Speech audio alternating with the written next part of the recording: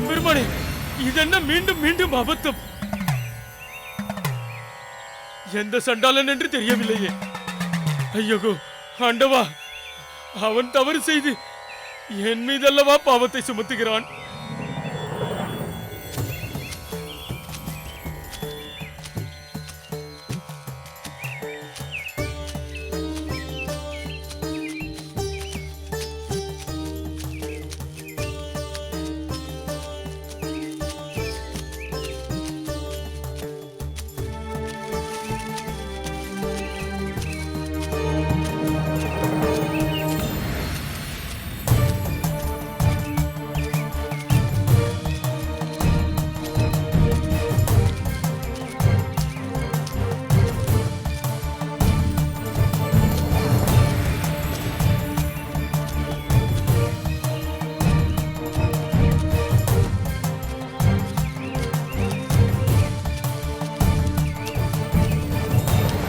தின்னா, நில் தின்னா. தின்னா நில். தந்தையே, நீங்கள் எப்படி இங்கு? நாங்கள் இருக்கட்டும், நீ என்ன காரியம் செய்கிறாய் என்று உனக்கு புரிகிறதா? இப்போதுதான் எனக்கு எல்லாமே புரிகிறது. என் உள்ளம் ஆனந்தத்தில் திளைத்துக் கொண்டிருக்கிறது. நான் இந்த கடவுளின் தோழன், அவரின் பாதுகாவலன். அவரின்றி இனி என் உலகம் இயங்குவதில்லை.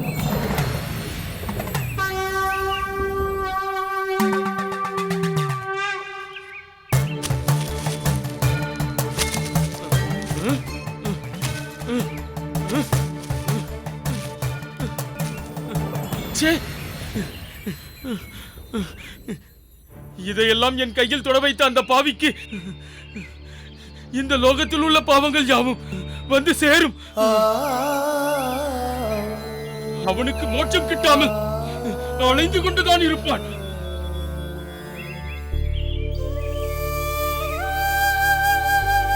தின்னா, உனக்கு என்ன ஆயிற்று? சுய நினைவுடன் தான் இதை செய்கிறாயா? எனக்கு ஒன்றுமே புரியவில்லையே. முருகப்பா, தவமிருந்து பெற்ற பிள்ளை, இவனுக்கு நீதான் அருள் புரிந்து இவனை எங்களிடம் மீண்டும் கொண்டு வர வேண்டும். தந்தையே, நீங்கள் ஒன்றும் கவலை கொள்ள வேண்டாம். இந்த ஒரு தருணத்திற்காகவே நான் பிறவி எடுத்து வந்துள்ளேன். நான் அங்கு வாழ்வதை விட இங்கு இவருடன் இருந்து சேவை செய்வதற்கே அவர் எனக்கு இப்பிறவியை தந்தருளினார். அதை பூர்த்தி செய்வதே என் கடமை. நீங்கள் சென்று வாருங்கள் தந்தையே. அவர் அருளால் நம் காட்டில் நன்மையே நடக்கும்.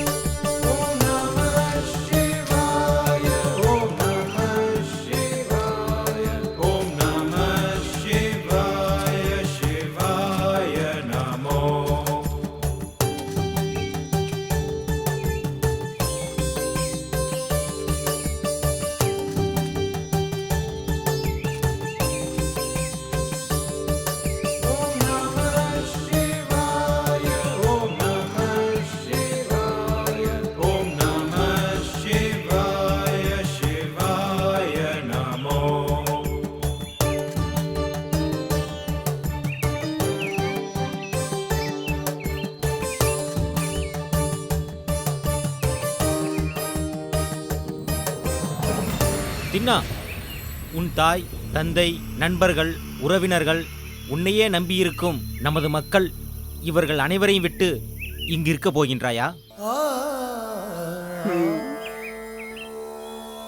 ஆம் தின்னா, எங்கள் அனைவரையும் விட்டுவிட்டு இங்கேயே இருப்பதாக முடிவு செய்து விட்டாயா?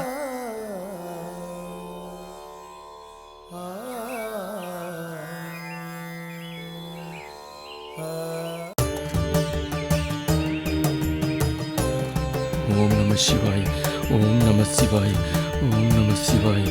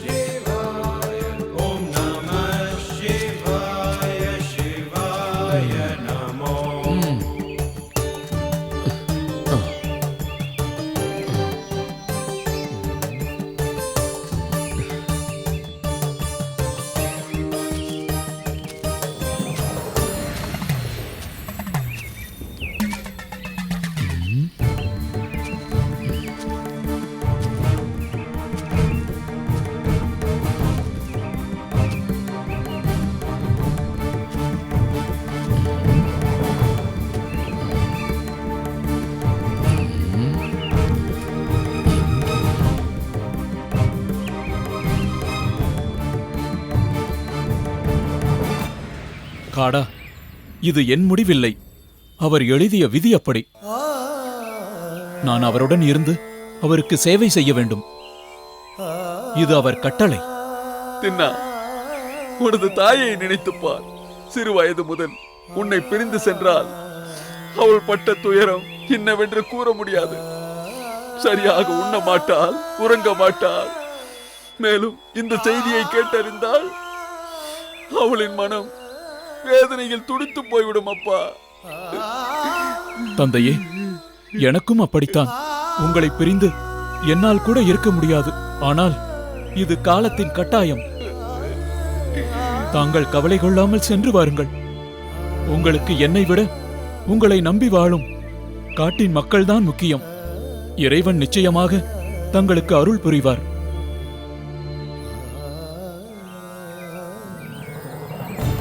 ஆள் அரவமில்லாத இந்த காட்டில் மனிதர்கள் நுழைவது கடினமாயிற்றே. தவ முனிவர்களும் ரிஷிகளும் தானே இங்கே திரிவார்கள். நிச்சயம் அவர்கள் இந்த அவச்செயலை செய்திருக்க மாட்டார்களே. இத்தனை வருடம் இல்லாது யார் இந்த அவச்செயலை செய்திருப்பது? ஒன்றும் புரியவில்லையே.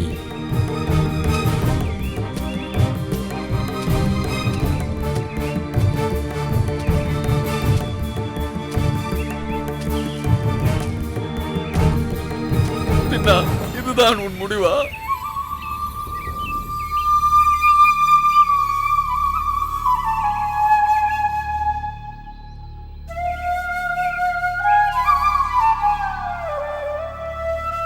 என்னை மன்னித்து விடுங்கள் தந்தையே. இது நான் எடுத்த முடிவல்ல, அந்த இறைவன் எடுத்த முடிவு.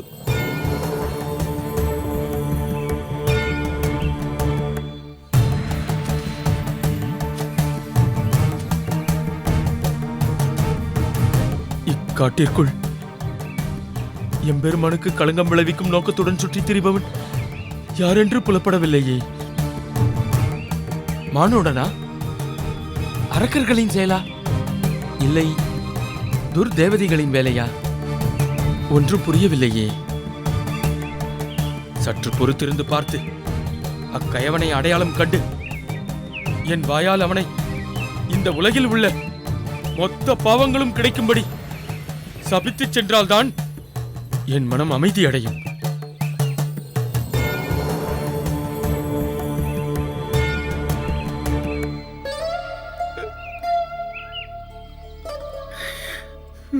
தந்தையே, கண்ணீர் வேண்டாம்.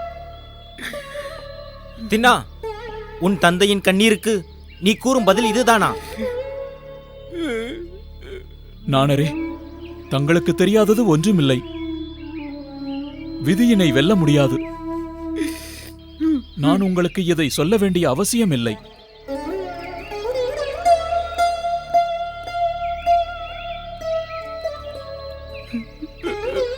நடப்பது யாவும் நன்மைக்கே.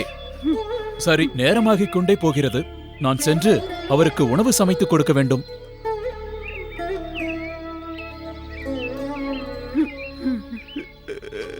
பாவம், அவர் பசியால் வாடுவார். என்ன இப்படி சொல்லிக் கொண்டு போகின்றார்? முருகப்பா, நான் என்ன செய்வது? தின்னா, தின்னா.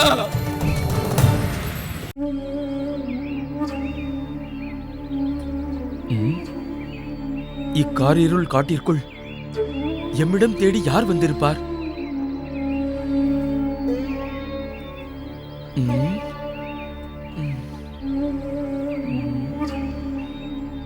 வந்தவன் நம் கண்ணில் படாமல் எப்படி நடமாடுகிறான்? இச்சோதனை அனைத்துமே எப்போது முடியும் என்று தெரியவில்லையே. அந்த கயவனை இந்த காட்டில் திரியும் விலங்குகள் கடும் பகையோடு பாய்ந்தடித்துக் கொள்ளாதா?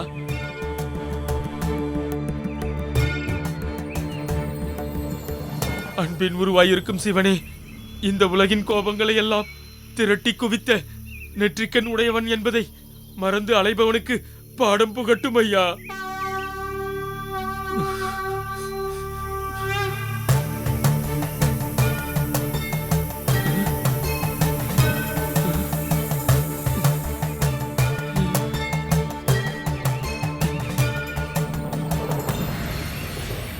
இவ்வளவு நேரமாகியும் யாரும் வரவில்லையே.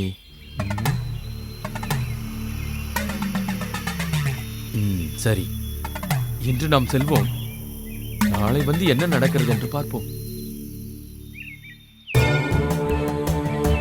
ஓம் நம சிவாய.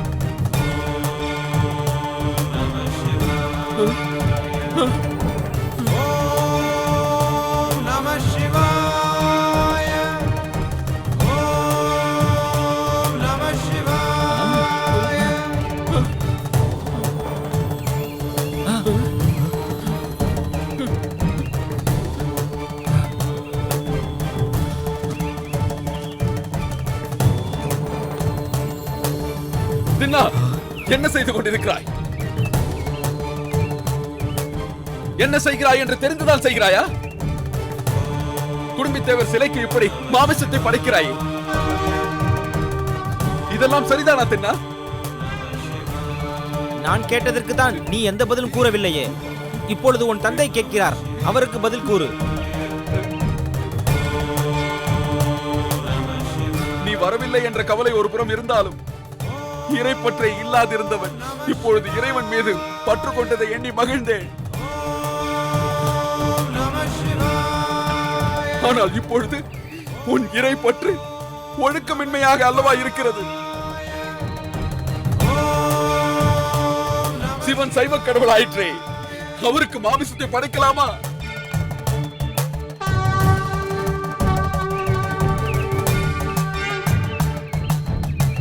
திண்ணன் எப்படி இவ்வாறு மாறி போனார்? குழந்தை பேரின்றி இருந்த கவலையை விட, இவன் வீடு திரும்பவில்லை என்ற கவலையை விட, இவன் இப்பொழுது செய்யும் இச்செயல் என்னை ஆழ்ந்த வருத்தம் கொள்ளச் செய்கிறது. சிவக்கொச்சரியார் இம்மாமிச படையலை பார்த்தால் நாம் அனைவரும் அவர் கோபத்திற்கு ஆளாகி விடுவோம். இதற்கு என்னதான் ஐயா வழி? இறைவன் நாம் ஏற்படுத்தும் துன்பம் அனைத்திற்கும் ஏதேனும் ஒரு வழி வைத்திருப்பார்.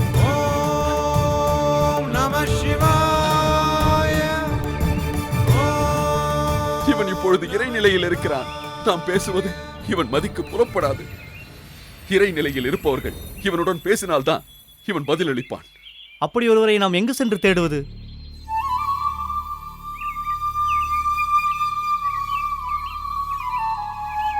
நம் காட்டில் எந்த ஒரு முடிவையும் தேவராட்டிதானே எடுப்பார். அப்படி இருக்க அவரிடம் கலந்தாலோசிக்காமல் நாமே பேசுவது. அவர் வந்து விடுவார். அவரும் நிச்சயம் இதற்கு சம்மதம் தெரிவிப்பார். அவர் வந்து என்ன கூறுகிறார் என்று பார்க்கலாம். அவர் கூறிய பின் எந்த ஒரு முடிவையும் எடுக்கலாம். தேவராட்டி? தேவராட்டியா? ஆம், அவரால் மட்டும்தான் திண்ணனின் இந்நிலைக்கு ஒரு வழி கூற முடியும். சரியாக கூறினீர்கள். அவரிடம் சென்று நடந்ததை அனைத்தையும் கூறுவோம். இவன் செய்த இச்செயலில் என் மனம் தேவராட்டியை மறந்தே விட்டது. அவரை அழைத்துக் கொண்டுதான் நான் இங்கு வந்திருக்க வேண்டும். அப்பொழுது இவன் அசைந்து கொடுத்திருப்பான். இப்போது ஒன்றும் கெட்டு போகவில்லை. நாம் அவரை அழைத்து வந்து இவரிடம் பேசுவோம். நானா கிளம்பும் முன் கடைசியாக ஒரு முறை அவனை அழைத்து பார்க்கிறேன். தென்னா,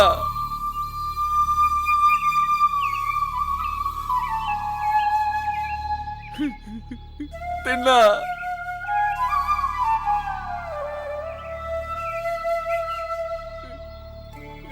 தின்னா தின்னா தின்னா இறைவா, இது என்ன சோதனை? இவனுக்கு சித்தம் கலங்கி விட்டதா? இல்லை, நீ கொடுத்த பிள்ளை உனக்கு வேண்டும் என்று நீயே எடுத்துக்கொண்டாயா? முருகப்பா, முருகப்பா.